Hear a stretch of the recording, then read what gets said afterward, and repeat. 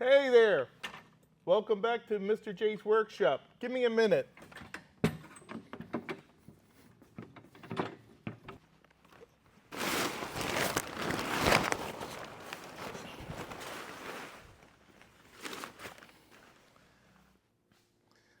Welcome to Mr. J's Workshop. I'm here cleaning after the weekend. We had the Zenith Rudder Workshop. I'd like to thank Roger and Calvin for coming out and putting together this Rudder Workshop. Um, you know, Zenith is an aircraft that is actually known for a higher completion rate than most kit airplanes because of their factory support and putting together this Rudder Workshop. It helps increase the completion rate of the aircraft. You know, people coming out, getting hands on, and then from there they can make a decision to move forward. Also, like to thank Bill Fay. Fay is one of our hosts here for the Zenith Workshop. Jan and Alyssa, I'm sorry you couldn't make it. I know Jan was under the weather there. Darren, I know things are a little hectic with you. We missed you. Like to thank Jim, the Scotsman, Jason from Abilene, Hank Morgan, and Bridget for coming out and supporting us here and helping out with the Rudder Workshop. Those individuals did their rudders here in the previous years. We've been doing this for 6 years, and we're still looking to do this more in the future. We had a great turnout. I got to meet Calvin. Calvin's a young, up-and-coming Zenith engineer. He's mainly responsible. I hope I didn't step on any toes. He's responsible for all the changes on the 701, and he took the time to point them out to me and why the changes occurred. The truth of the matter is the 701's perfect the way it is, but it's even better now.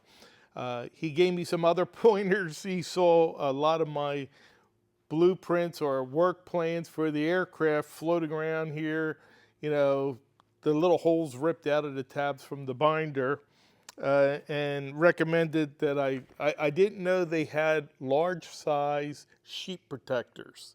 So I put all my plans now in a sheet protector, but the only problem I have right now is my binder. My binder's really, really lousy. I heard there's a better binder out there in the Zenith world. Really like to get my hands on one. I just got to figure out how to do that. If somebody knows, just let me know. Well, anyway, getting ahead of myself. So, no surprise, the new 701 rudder was the fastest built out here. I think it was about 3 hours, 4 hours to build the rudder, or somewhere around there. It went together real quickly. The other rudders went to, boy, I'm getting all tongue-tied here. The other rudders all went together quick.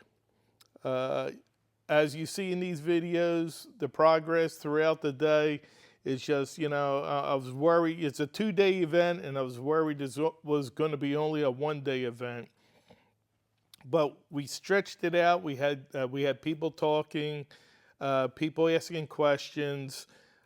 We had Ben Bott fly his 750 Super Duty out here from Bulverde.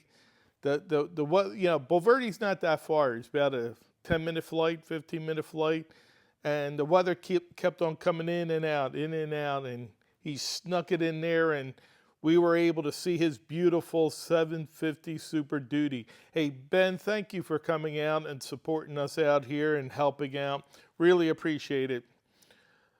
So we got a lot going on in Mr. J's workshop. We got a new CNC router that we're working on using it to do aluminum panels.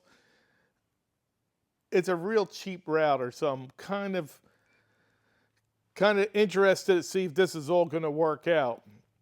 But I'm going to show that in later videos. And then I have my 3D printer. We just expanded to 2 more printers, so we have, I guess you could say, we have a little farm, little 3D printing farm. I opened up an Etsy store, and it took off. Who knew? The engraving world, I'm still doing a lot of placards, overlays for aircraft. I'm hoping to give tips in the future videos on how I make them and how to look at the layout of your panel and make decisions. Anything else?